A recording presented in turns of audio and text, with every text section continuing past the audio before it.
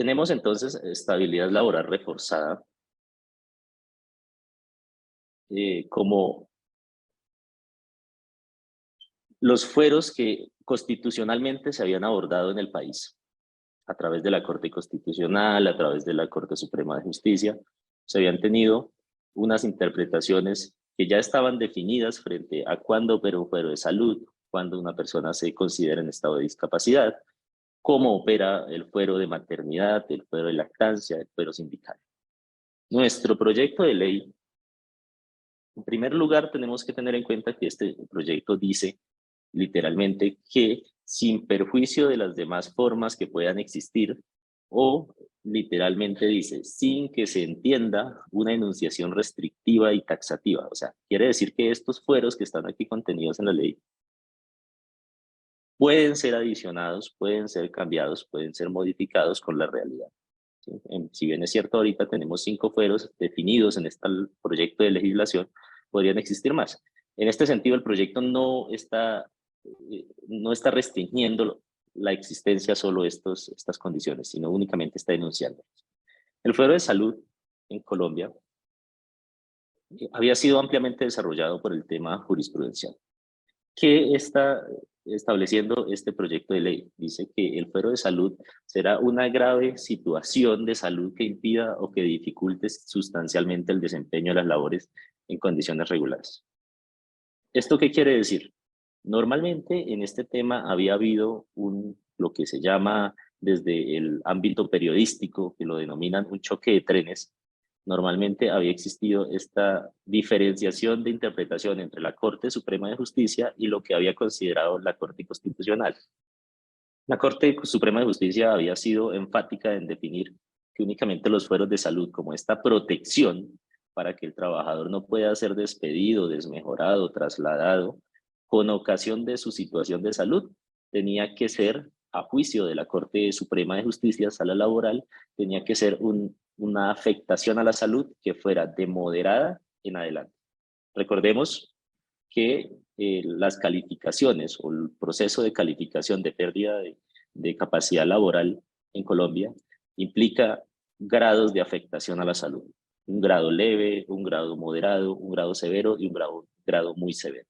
Cuando hablamos de una afectación moderada, que era lo que nos había dicho la Corte, a lo que teníamos la seguridad jurídica de que existía en Colombia, decía únicamente opera cuando la persona despedida de forma arbitraria o injusta o con ocasión de su situación de salud sea de moderada, o sea, un 15% de pérdida de capacidad laboral en adelante.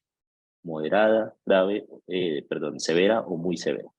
En este sentido, el fuero de salud desde el proyecto de ley dice que sea una situación grave de salud. Esto nos va a llevar inevitablemente a una inseguridad jurídica. ¿Qué se entiende por una situación grave de salud? ¿Es una situación grave de salud una afectación moderada a la capacidad laboral? ¿Será que una persona que se encuentra en un tratamiento ordinario de cualquier sintomatología común tendrá derecho al fuero de salud? ¿Será que una afectación severa o será muy severa cuando se refiere a que la situación sea grave y que impida sustancialmente el desempeño de las labores en las condiciones regulares? ¿Qué está proponiendo este nuevo decreto? Este nuevo proyecto de ley, perdón. Este nuevo proyecto de ley lo que está proponiendo es un fuero de salud, condiciones absolutas. ¿Qué buscamos con esto? ¿Qué se está pretendiendo con esto? Que cualquier persona con una afectación de salud no pueda ser despedida sin justa causa, no pueda ser retirada de su empleo. Únicamente siempre y cuando, más adelante lo vamos a ver, conste u obre un permiso por parte del Ministerio del Trabajo.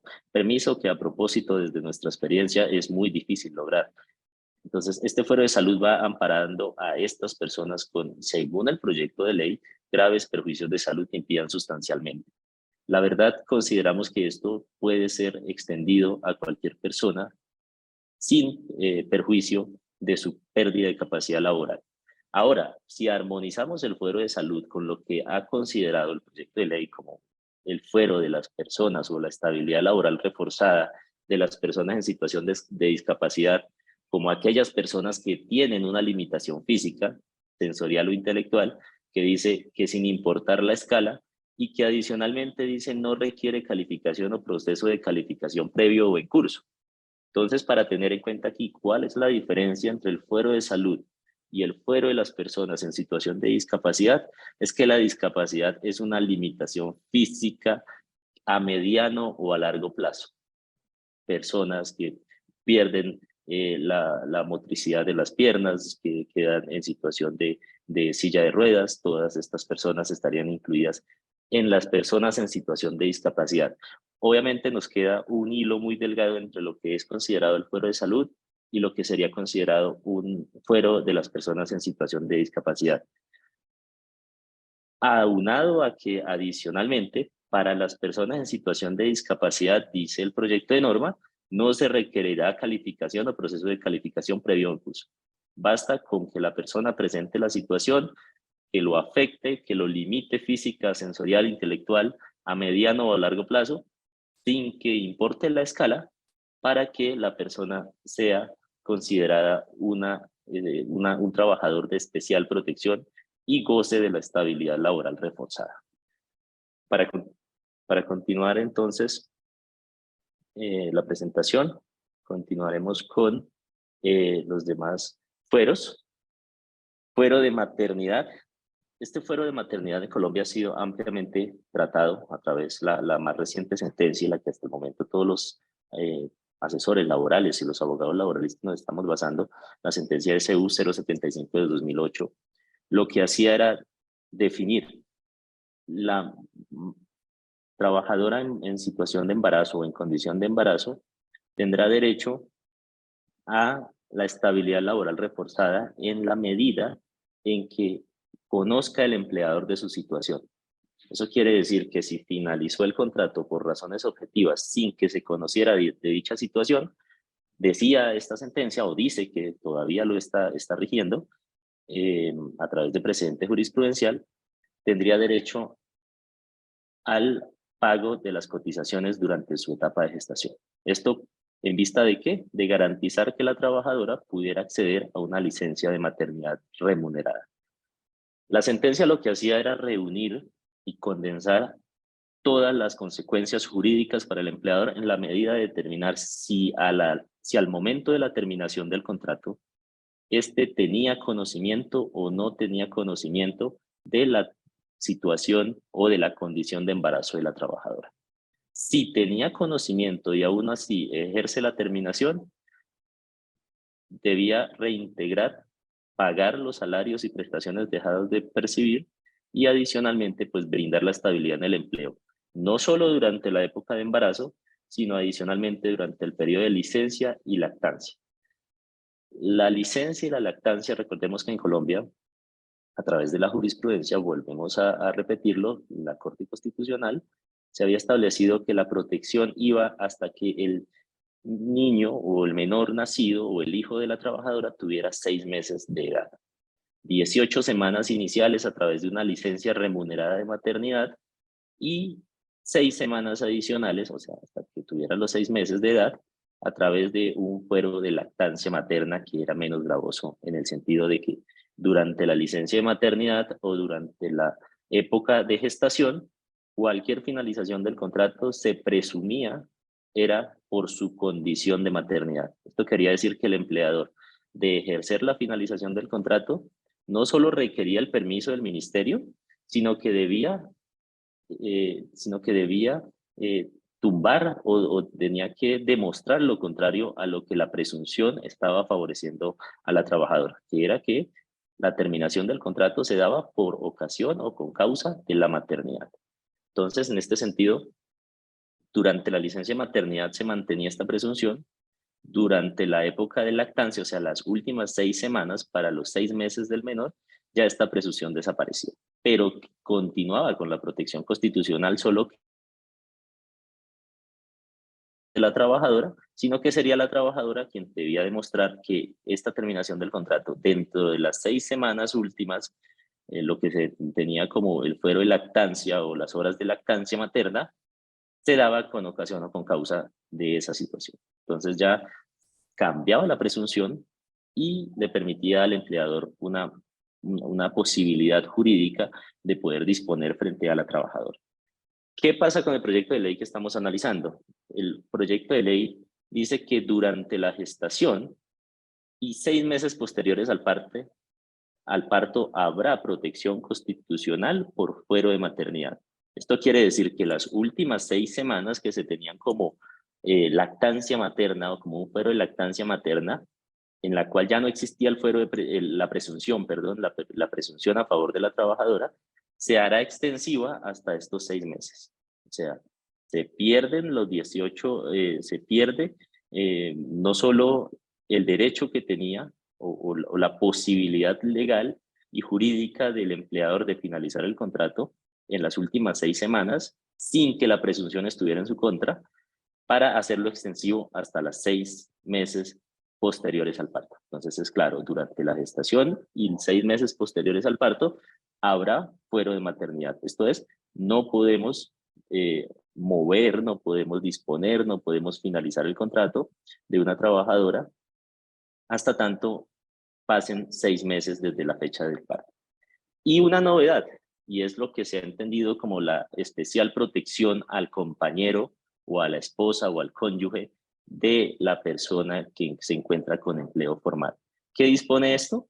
Que si la trabajadora en estado de embarazo o si el padre del menor que está por nacer es la persona que cuenta con un empleo formal, pero su pareja no cuenta con un empleo formal y es beneficiario en salud, también lo amparará ese fuero de protección materna, ¿sí?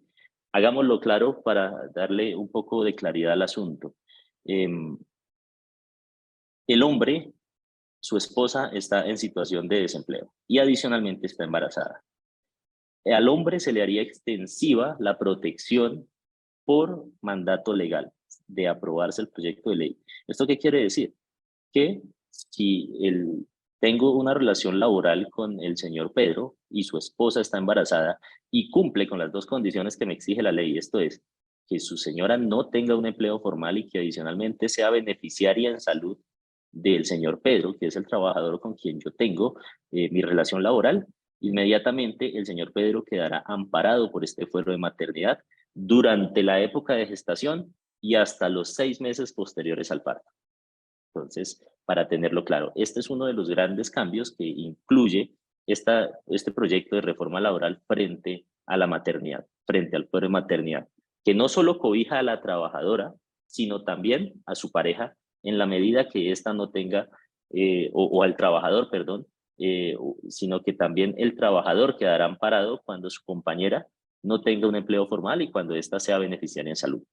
Obviamente la norma acá es muy clara en decir y, eso quiere decir que tendrá que cumplir con los dos, de aprobarse como está planteado el proyecto de ley, tendrá que cumplirse con las 2 condiciones, que no tenga empleo formal y que sea beneficiario en salud de la persona que tiene o el trabajador que tiene la relación con la empresa. El fuero de prepensionado, por su parte, también ha dado mucho de qué hablar en Colombia. Esto fue una jurisprudencia, o esto empezó de una aplicación del sector público, de los fueros del retén social que en un momento se empezaron a aplicar en el sector público. Estos fueros de prepensionados implican actualmente que una persona que esté a 3 años o menos de adquirir su derecho pensional y que le falte la edad y adicionalmente que le falte la edad o que le falten semanas, no podrá ser despedido hasta tanto no cumpla con los requisitos para adquirir su derecho pensional.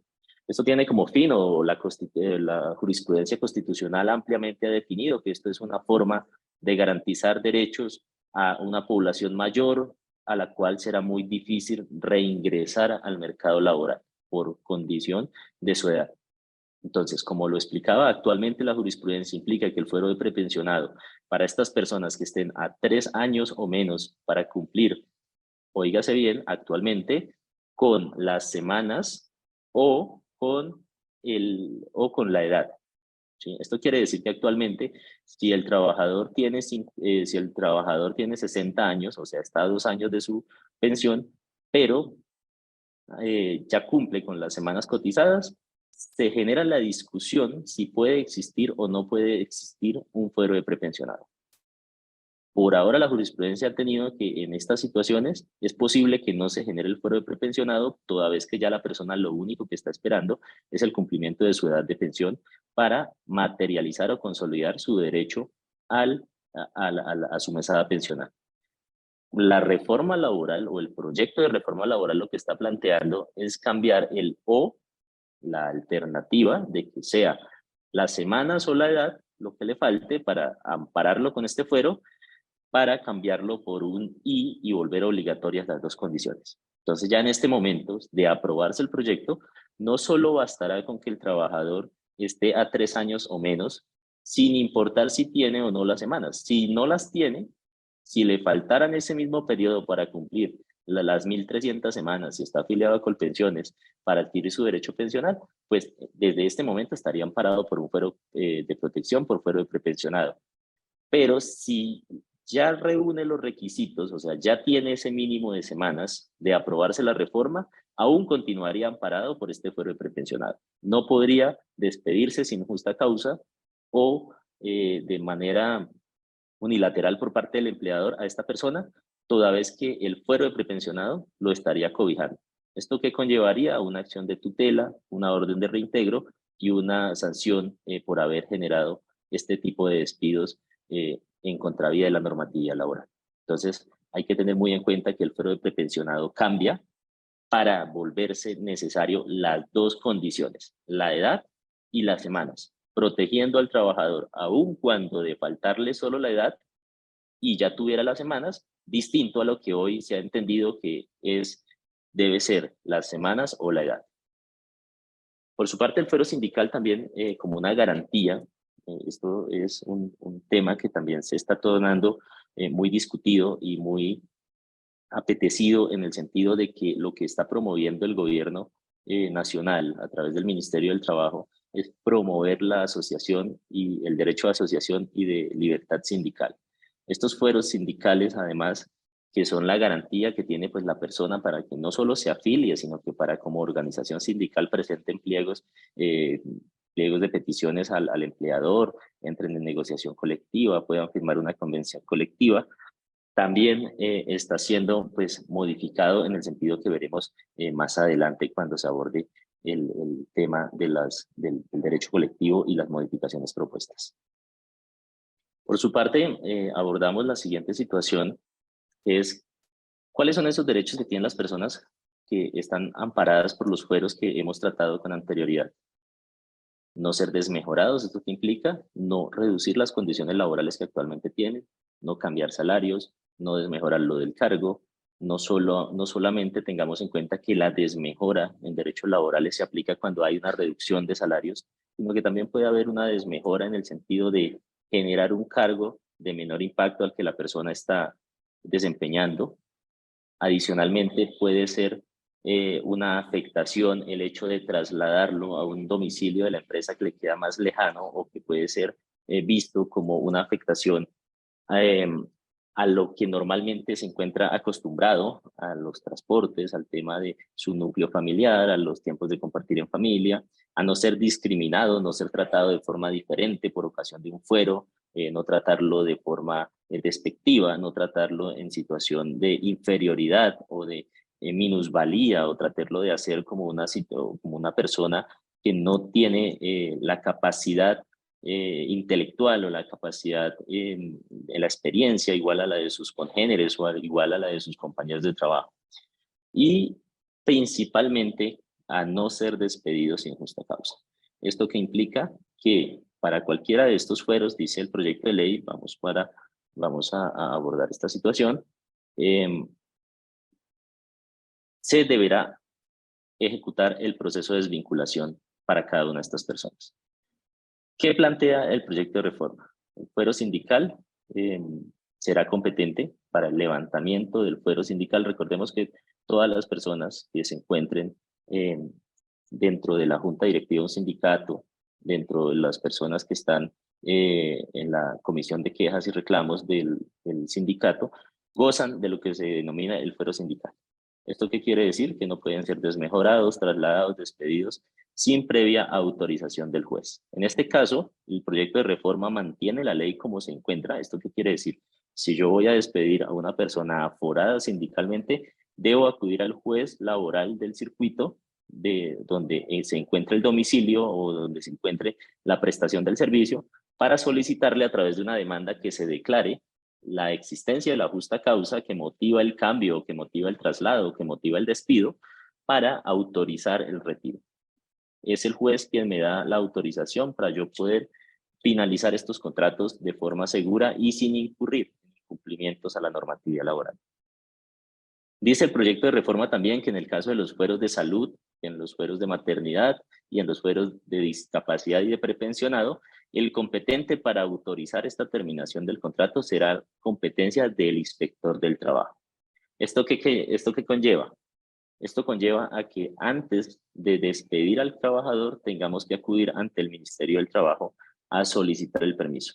No solo debemos respetar un proceso de desvinculación a través de un proceso disciplinario que nos lleve a constituir una justa causa, sino que adicionalmente tenemos que agotar, una vez constituida esa justa causa, el proceso de solicitud de permiso ante el Ministerio del Trabajo. Este es un proceso que normalmente demora de 4 a 6 meses, dependiendo pues la agilidad de los inspectores. Es un proceso que, hay que decirlo desde la experiencia, la mayoría de las situaciones no son autorizadas para generar la terminación del contrato. Y, como lo indica, mantiene la competencia para conocer estas situaciones el inspector del trabajo del lugar del domicilio de la empresa. Entonces, siempre que se trate de un fuero de maternidad, una mujer embarazada, una situación de salud, trabajo con discapacitados o con situaciones o con personas en situación de discapacidad prepensionados, debemos no solo constituir la justa causa, sino adicionalmente acudir ante el Ministerio del Trabajo para que el inspector del trabajo valide esa justa causa y nos diga y nos avale que definitivamente nuestra decisión tiene un sustento objetivo, no discriminatorio, y por tanto nos autorice la terminación de dicho contrato. Y esta sí es una novedad en el proyecto de reforma laboral, y es la última que vamos a ver acá frente a los procesos de desvinculación de las personas con fuero. ¿Esto qué quiere decir? Y dice el proyecto de norma, que si una persona se vincula y se conoce y se deja constancia del fuero, excepto el fuero sindical, hay que tener en cuenta porque la situación sindical es completamente diferente y tiene un manejo completamente distinto, toda vez que es el juez laboral quien deberá conocer del caso, pero en el caso que una persona se vincule con algún otro tipo de fuero, ¿eso qué quiere decir? Fuero de discapacidad, fuero de salud, fuero de maternidad, dice, y siempre y cuando se deje constancia al momento se deje constancia al momento de su ingreso en el contrato de dicha condición, pues no se requerirá un permiso para su desvinculación con justa causa.